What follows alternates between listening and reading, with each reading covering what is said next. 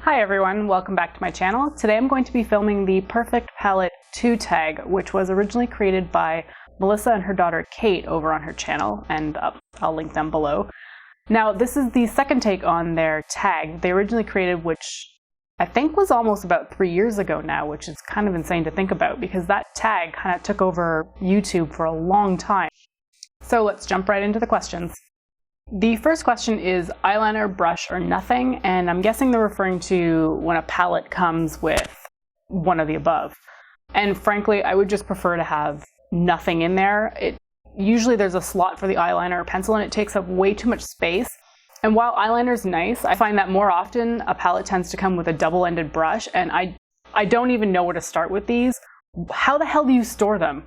I put them in a cup, but then I forget that there's the other side of the brush, and it's nah. I'd rather have absolutely nothing in my palette so that it's sleek and compact and perfect.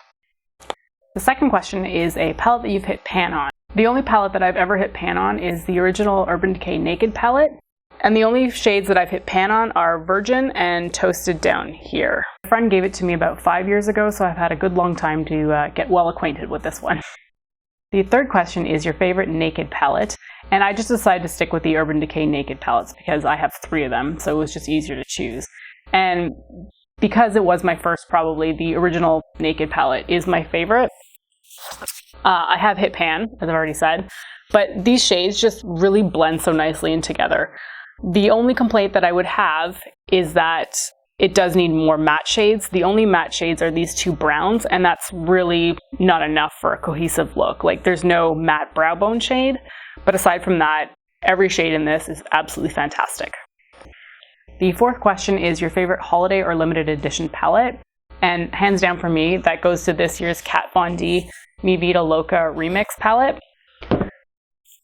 This is just beautiful. I have never seen a palette that's been this vibrant as a holiday release. Usually they'll pop like a few colors into a palette with a lot of neutrals, but this is just like this gorgeous rainbow wheel that I can get so much use out of, especially considering that there's a whole row of matte shades in there.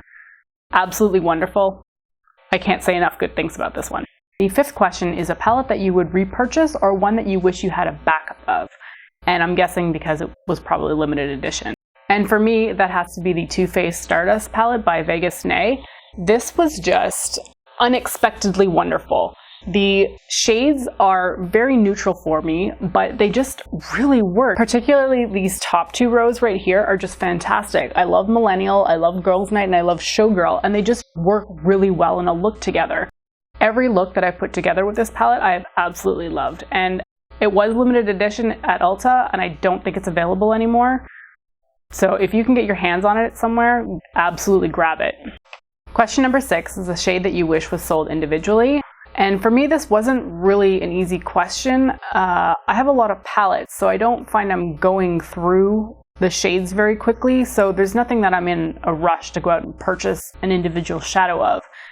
And if you are looking for an individual shadow, usually for me, it's something like a brow bone highlight, which is very dupable, or like a light champagne shade or something like that. And there's a lot of brands that do shades like that, so it's not like it's something difficult to find.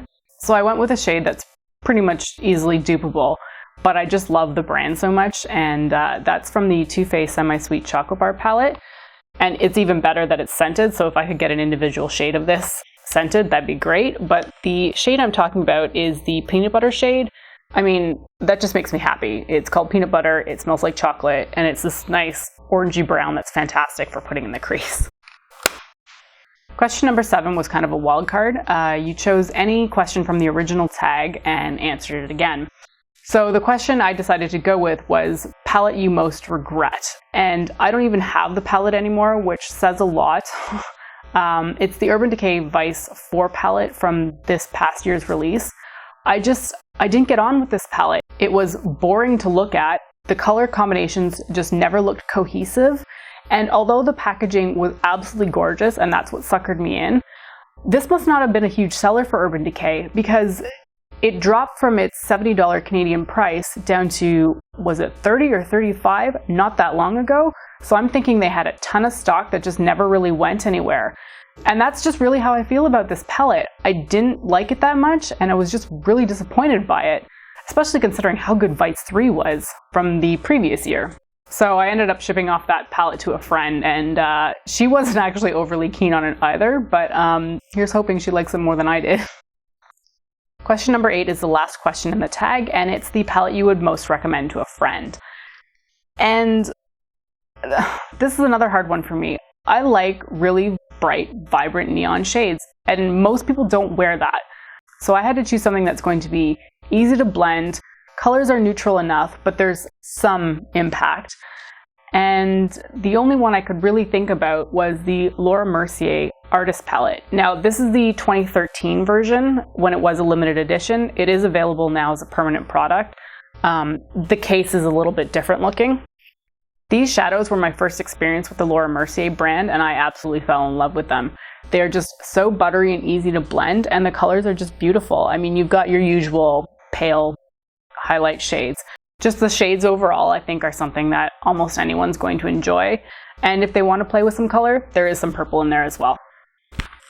And that's it for this tag. I hope you enjoyed listening to my answers. For a lot of these palettes, I do actually have challenge weeks on my blog. And if you're not familiar with what a challenge week is, it's when I take a single palette and create 5 looks from it.